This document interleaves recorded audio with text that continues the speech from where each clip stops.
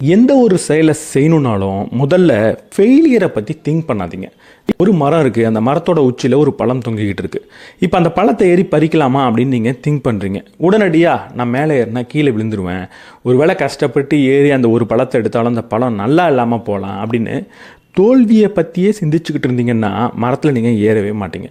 அதுக்கு பதிலாக எதை பற்றி நீங்கள் யோசிக்கணும்? அந்த பழம் எவ்வளவு சுவையாக இருக்கும், அதை கையில் எடுத்ததுக்கப்புறம் அதை நான் எவ்வளவு ரசித்து சாப்பிடுவேன் அப்படின்னு வெற்றி அடைஞ்சதுக்கப்புறம் கிடைக்கக்கூடிய விளைவை பற்றி சிந்திங்க.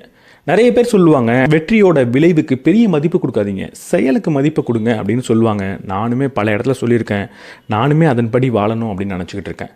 ஆனால் ஒரு விஷயத்தை நம்ம மறந்துடக்கூடாது. வெற்றி தரக்கூடிய விளைவு கிடைக்கல அப்படின்னு வருத்தம் தான் படக்கூடாதே தவிர அதுக்கு ஆசையே படக்கூடாது அப்படின்னு நினச்சிட்டோன்னா செயல் செய்கிறதுக்கான காரணமே இல்லாமல் போயிடும். அப்போது வாழ்க்கையில் எப்போவுமே தோற்றுடுவேன் அப்படின்னு சொல்லாதீங்க, தோத்துட்டா என்ன ஆகும் அப்படின்னு சிந்திச்சு பார்க்காதீங்க. வெற்றி அடைஞ்சதுக்கப்புறம் எவ்வளவு மகிழ்ச்சி கிடைக்கும், வெற்றி அடைஞ்சதுக்கப்புறம் என்னெல்லாம் கிடைக்கும்ன்றத சிந்திச்சு பார்த்தீங்கன்னா செயல் செய்கிறதுக்கான மோட்டிவேஷன் கிடைக்கும்.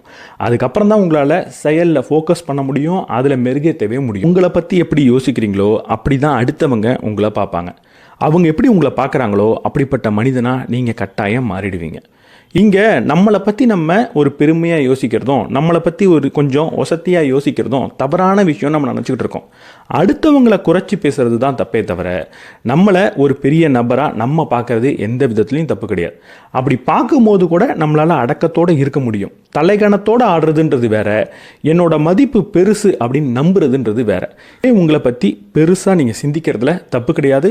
அது கூடவே அடக்கத்தையும் உங்களால் வச்சுக்க முடியும். அப்படி நீங்கள் யோசித்தா மட்டும்தான் பெரிய நபராக நீங்கள் மாறுவீங்க.